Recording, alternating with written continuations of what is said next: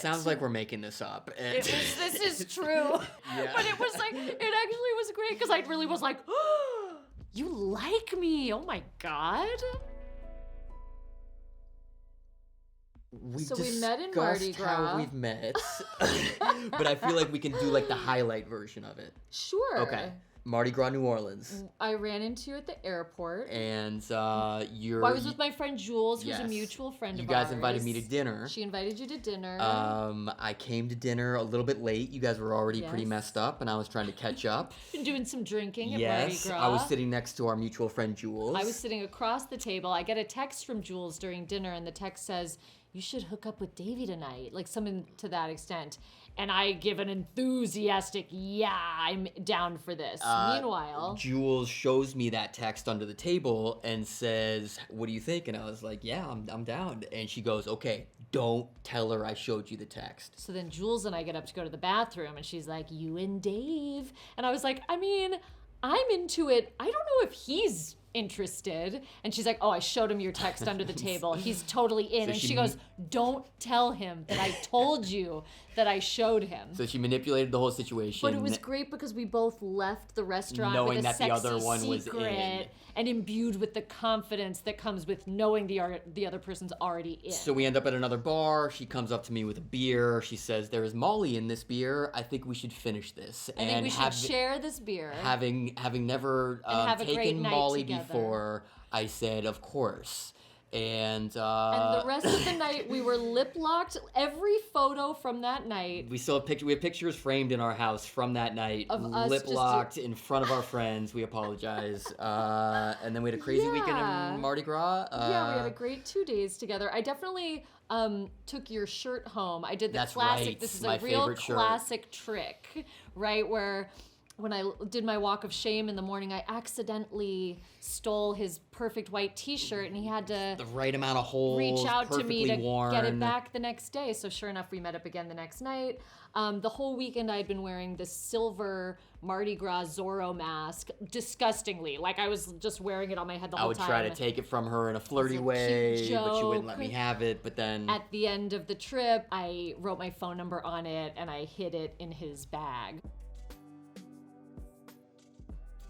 We had about 5 weeks apart while Dave was shooting Now You See Me Now in New York, and I had just started a cover band with my girlfriends Jules and Serena, and we were going to do our first show in New York and be there at the same time as Dave. So we knew we were going to meet up again in New York, and during the 5 weeks in between, it got very like high school romantic, texting, courting each other talking from afar. On the phone, like actual phone calls. What's your favorite movie? Yes. What's your favorite song? Dave was sending me songs quite often, was sending me sort of these romantic songs, or just even songs that weren't necessarily romantic, but some of his favorite songs. And little did he know, I just started a playlist that I called Sweet Boy Song.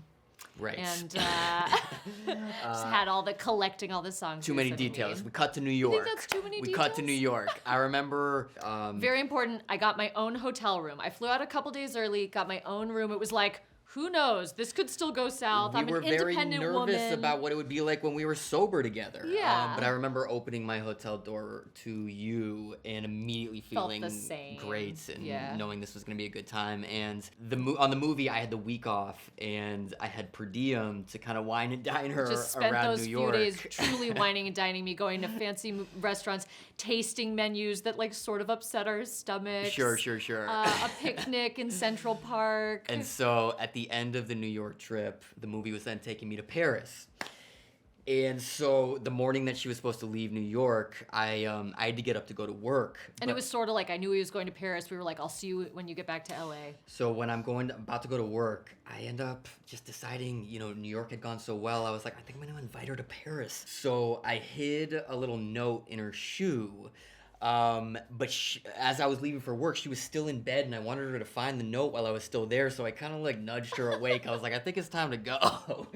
And so she put on her shoe and found the note. And the note had a little drawing, 2 little stick figures and the Eiffel Tower, and said, come to Paris. And I said, I know there's a lot of implications with a Paris invite, but it just happens to be where I'm going next for the movie. And I said, when a handsome, shy boy who you're very much enjoying your time with invites you to So Paris. we went to Paris. Go. We only had about 2 days left on the film, and so we finished up, and then we decided to stay for a week, and it got very romantic where we stayed in Melanie Laurent's house, flat. Correct. That was very generous. And we put a lock on the Pont des Arts. Yes, there we go. It doesn't really exist. I mean, the bridge still exists, but you can no longer lock locks on it. They all got cut off and are now at the bottom of the set. But that was a very aggressive move after knowing each other for a month. Well, before going to Paris, I was talking to some hair and makeup people about how I was meeting this guy in Paris, and they were like, oh, you know what a good activity would be? You got to lock a lock on the Pont des Arts. And I was like, no, that's so thirsty. Like, I have to sort of play it cool. We get to Paris, we're having a day out and about, it's raining, Dave gives me his jacket, I put his jacket on, and I reach in the pocket, and there's a lock with our initials on it. It sounds like we're making this up. This is true. Yeah. But it was like, it actually was great, because I really was like, oh, you like me, oh my God. And then we went back to LA and got back to real life. At the time, I was the single guy with 2 18-pound cats, and as you can imagine, that kind of weeds out the dating pool a bit. Not a lot of girls are into that. But she fully embraced it. And those cats. When we first started hanging out, I was spending most nights at her place, and the cats were getting kind of neglected. Well, and he would also have to get up at like 7 a.m. to go home and feed the cats. Sure. So at one point I said to her, I was like, hey, I'm not trying to overstep here. I'm not asking to move in, but would it be okay if I moved my cats in? And that's the moment when Just so they weren't lonely. Because I was like, yeah, move the cats in. This makes total sense. There was no hesitation. So we were all living at her place for a while, but not officially living together. No, you still had your place for like 2 years. Is that true? I mean, not that long. At least a year. Maybe.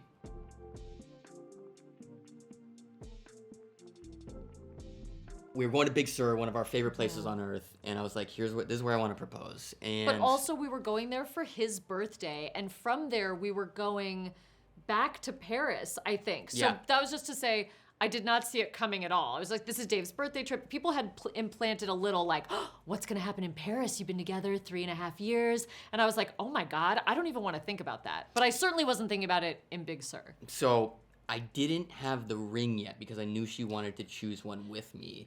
And so wanted our friend Irene Neworth to design it. So the day before we left for Big Sur, I was like, you know what? I should have a placeholder ring just to have something to put on her finger. So I went to this antique Hollywood store down the street from us, and I got what I thought was a really cool old ring. So I was like, okay, I don't have the actual ring, but I have the mask. And like, that's gonna be this sweet thing where she's gonna realize I kept this mask from the first time we met, which kind of proves like this was love at first sight. So we get out to Big Sur, and we're looking out on this beautiful view. And basically, he sort of tricks me and is like, come out here so we can get a photo. Of course, it's not at all a good time for a photo. Like the classic proposal situation where I'm like, why? Why do we have to do that right now? I set up a video.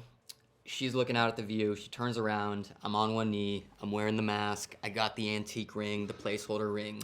And now just to set it up from my perspective, I have no memory of this mask. I mean, I remember it from the weekend, but I had no idea he had kept it all this time. So she can't place the mask. So what she sees is... And again, that this ring is not in a ring box like this, okay? It's in a pink box that's yay big. It's a big with box. A paper napkin. That's true. Like from a, convenience store. And then just like an old rock. So anyway, what she sees is I'm wearing this stupid Zorro mask and holding up this janky ring. And so she keeps saying... And he just says, will you marry me? And I go, huh? She keeps saying, are you serious? And so the whole proposal is me explaining why it was so sweet that I kept this mask. I do feel like it turns, you hear me going from, are you being serious, to like an emotional, are you being serious? So eventually I say, don't worry, Irene's gonna make your ring. And finally... then I let out an exuberant yes. The whole time he's explaining, I kept this mask all these years because I knew that you were the one. And I'm like, but are you being serious? And I'm looking at this janky ring in this box, and he's like, and Irene is gonna make your ring. And I go, yes! And it is beautiful. we got married at our house. Yeah. Our house was still half under construction, but we had one small deck that was available, which candles and such. We just had our family, We had our family, parents and siblings. One of my best friends who's a director doing the videoing and taking pictures. One of your other best friends officiated. That's right. So it was, I think 14 people. Yeah. And then we met like 60 friends at Pizzeria Mozza and threw a pizza party. Rented it out and had a did great some pizza party, dance floor in the wine room. And still like a photo booth. It felt like a proper reception, even though none of the guests had been to the wedding ceremony. It was great. It was like also go somewhere that has good food. Yeah. Isn't that the most important thing? Good food, good wine. Everyone could just have a good time and be at the party. And the ceremony itself got to be really intimate. And it was small enough that like everywhere you turned, it was someone that you love so much. People that we love, yeah. And as much as like both of us were not wedding people, in a cliche way, it was like, oh, that was one of the best days of our lives. It really was. Yeah. It's great. Everybody just makes speeches about how much they love you. In regards to work stuff, we feel very, very lucky that we're able to kind of create these projects from the ground up, and actually make them. And there's nothing else I'd really want to be doing. Like, if we get to keep doing it. Exactly. Yeah, I think I'm, together so represents the type of work we want to be doing, which is risk-taking and new and different and exciting. And I think that, like, that's my hope, is that we just keep trying new creative outlets and things that scare us or things that we haven't done before and getting to do them together. I mean, I do just want to work with Dave for the rest of my life, but while we also work with other people as well. I know, it's important to do both. It is a delicate balance. On, a couple off. Yeah, we would love to do everything together, but we also don't want to burn people out on us where they're just like, go away. And I think it's important for our independence as well. True. I mean, I certainly think we've gotten closer and closer through the work that we've done together. We've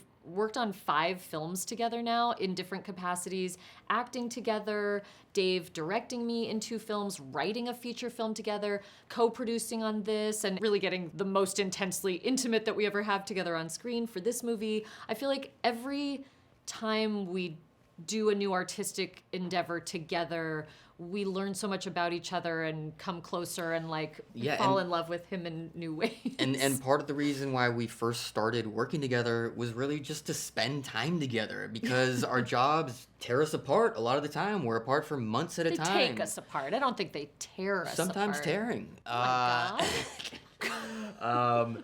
But I think, a lot of people ask, like, when you get married, if anything actually changes, and, like, nothing practically actually changed, but, like, there is something that feels better. You're just in it together. Yeah. And I think it's a good sign that, like, we've been together 13 and a half years now, and it just keeps getting stronger and stronger, and that's that.